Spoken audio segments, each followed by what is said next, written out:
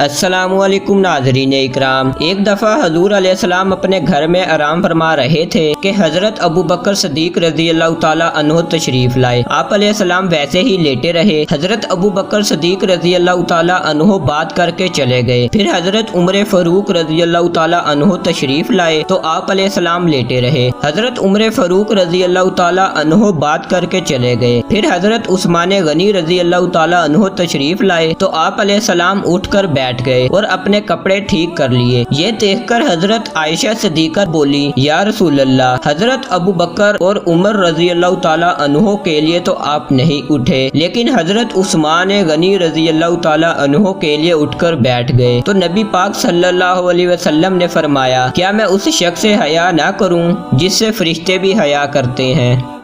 اللہ پاک سے دعا ہے کہ اللہ پاک ہمیں حضور پاک صلی اللہ علیہ وسلم کے صحابہ اکرام سے محبت کرنے والا بنائے، آمین یا رب العالمین۔